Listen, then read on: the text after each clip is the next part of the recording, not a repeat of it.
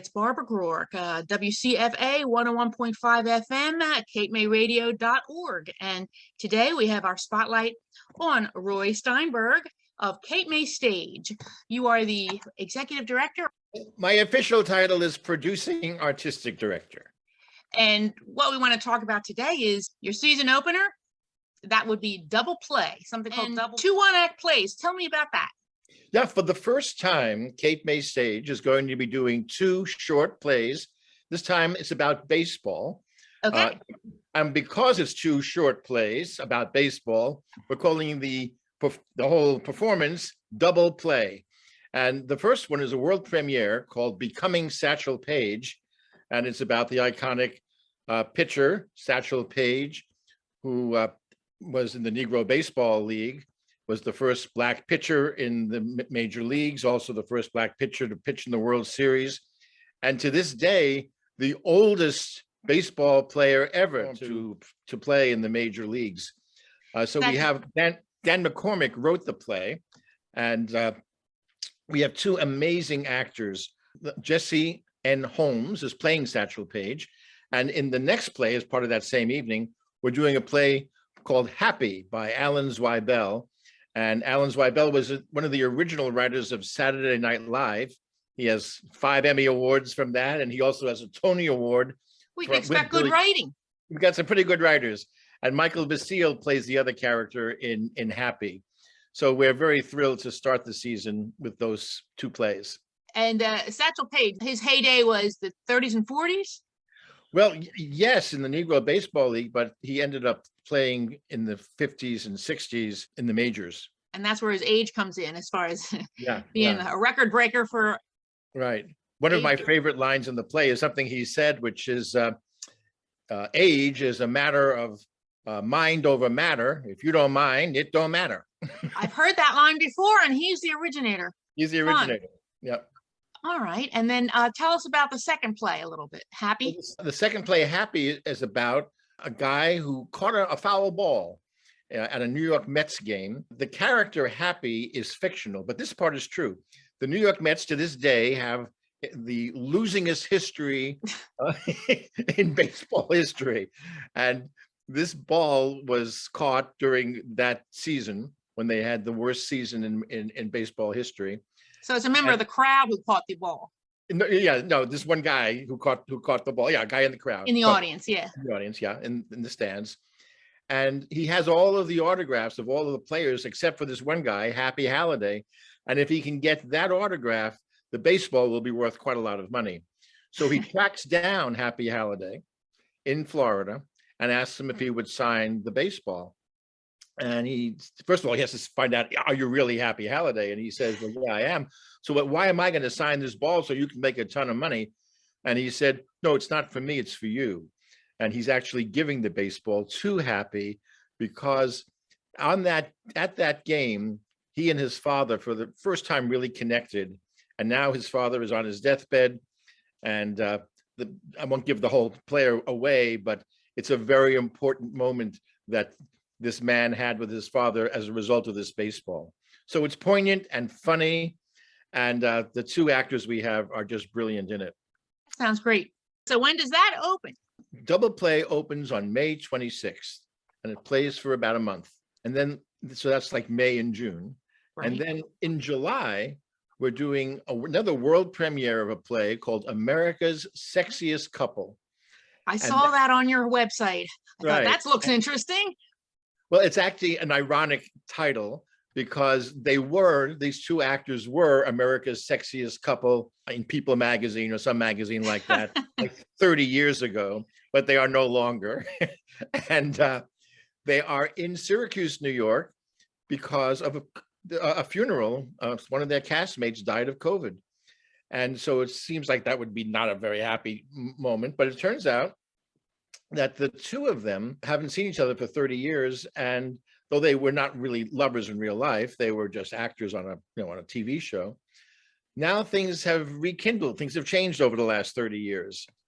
And it was written again by an amazing Emmy Award winning writer, Ken Levine, who wrote some TV shows you may have heard of called MASH and Cheers and Everybody Loves Raymond.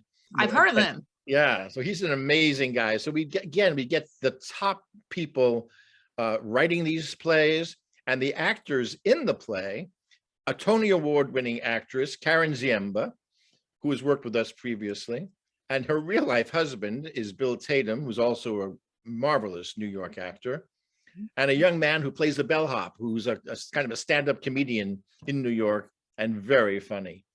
So, Great. So that should be a great crowd pleaser. That'll play in July into August. July into August. You're looking for the summer people, right? Right. You want to talk about any further down the season? Sure. I'd love to talk about the rest of the season. You know, the whole season has a theme, and the theme is fact or fiction. And I chose that as a theme because I don't know about you, but I'm confused about what's real these days. I look at the news, and every day they tell me something different about the coronavirus. Should we wear a mask or shouldn't we? Or there's controversy about everything from vaccines to, well, even internationally. I mean, the Russians are telling their people that they're liberating Ukraine, and I don't think the Ukrainians see it that way. At least we here in the West are being told there was an invasion. Right. Or even domestically, we have all kinds of questions about things. Right. So the next play deals with that in particular, but all the plays do, because it's all about memory and what is real, what's a fact. And then this next play is called Fact. It's called the Lifespan of a Fact, and it is about a so-called fact checker. When magazines publish articles, they have somebody to check to make sure that what the writer wrote is true. And so this guy is an intern straight out of college, and he is fact checking. He wants to do a good job. He fact checks this like star kind of bad boy writer, and it turns out everything the guy wrote is wrong. He just made stuff up. And he said, well, wait a minute, you said that 5 people died on this day, but it wasn't 5, it was like 2. And the guy says, so what? 5 sounds better than 2, and right. It's a good story. We get that. We're getting that lately, aren't we? Yeah. Alternative facts. Although that's just something I hadn't heard until relatively recently. That's right. So it's again a very funny story. We have amazing actors. The guy who's playing the bad boy writer was on Broadway relatively recently in Network. He was on Broadway. Marlena Lustig, who has been with us before, is playing the editor of a New Yorker kind of magazine. And the young man who had previously been with us in Adopt a Sailor, who played the sailor, is playing the young boy who's the fact checker. So again, a great cast with amazing writers. Just before the pandemic, this play was done on Broadway with Daniel Radcliffe, who played Harry Potter in the movies. So fun. Yeah, so lots of fun. And then the last play at Christmas time is a play called One Christmas Carol, and it's one guy doing all the parts in Christmas Carol. And again, it's played by someone that our audience knows and loves. He played in Billy Bishop Goes to War. He played Billy Bishop, and his father wrote the play. So okay, what's his name? His name is Max Baker. Okay. So we're very, very excited to have this lineup. And then in addition to the plays we do on our main stage, on Monday nights, we have what we call our Broadway series. So we have one in July, and that's about Motown. So we have a group of singers coming in from New York. So it's musical, more musical. Yeah, all musical. Yeah. It'll be all music, that one. Mm-hmm. And then in August, again, all music. We're doing a tribute to Aretha Franklin called Respect. Fun. RESPCT. And then in September, we have this extraordinary cabaret artist named Melissa Errico, who's performed at Carnegie Hall, and she's performed at Disney Hall, and she's performed at 54 Below in New York. And she just put out an album about songs from film noir that got rave reviews in all of the media. So we're so lucky to get her. I mean, I couldn't believe that she said yes when I asked her. She must have been free. So she was very booked. So in fact, we had to sign off on all kinds of things because she will have been at Carnegie Hall just before she's coming to Cape May. I always tease people and say, well, now you can put Cape May on your resume too, in addition to Carnegie Hall. Well, that sounds great. Yeah, in addition to all of that, the thing that's so amazing about Cape May Stage is we also have things like a National Playwright Symposium.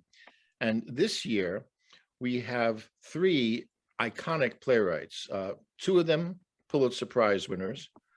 One is Marcia Norman, who won the Pulitzer Prize for Night Mother. She also won the Tony Award for that same play. And she won another Tony Award for The Secret Garden. And then we have Stephen Adly Guirgis, who won the Tony Award for Between Riverside and Crazy. And the third person we have is Alan Zweibel, who wrote Happy, the guy who wrote that play I was just talking about. And Alan Zweibel was one of the original writers on Saturday Night Live. So he has 5 Emmys from that. And again, a Tony Award because he, with Billy Crystal, he wrote the play called 700 Sundays that was on familiar, Broadway. Yeah. Yeah. So, it's amazing that in our beautiful little town with the great sunsets and the beautiful beaches and the Victorian architecture, we have a world-class theater.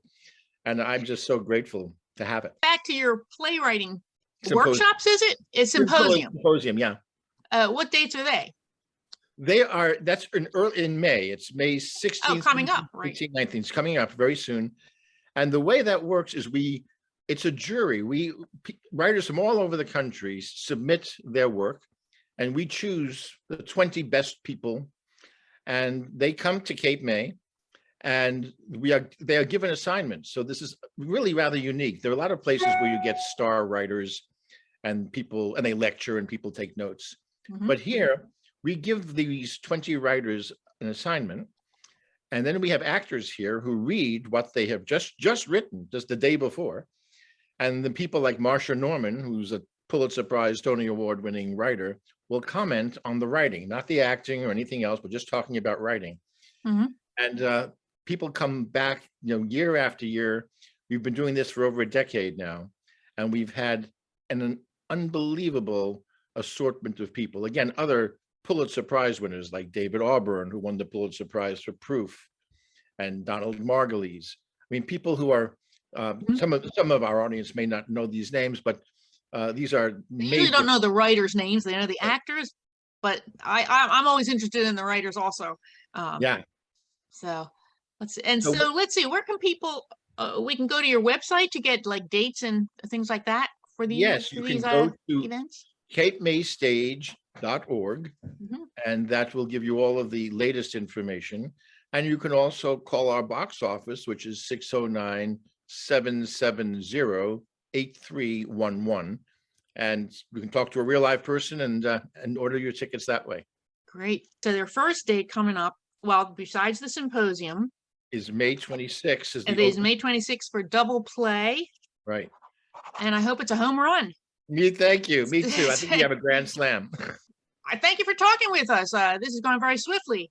Yeah. So, I'm thrilled to talk with you as well. And the one last thing I just wanted to mention is our gala this year, because of our double play. The theme for that, and that's on June 11th, is Saturday at the Yacht Club. The theme is baseball. So it should be lots of fun. Come on down to the Yacht Club on June 11th. And again, you can get all that information at CapeMayStage.org and get tickets for the gala as well. Thank you, Roy Steinberg from Cape May Stage.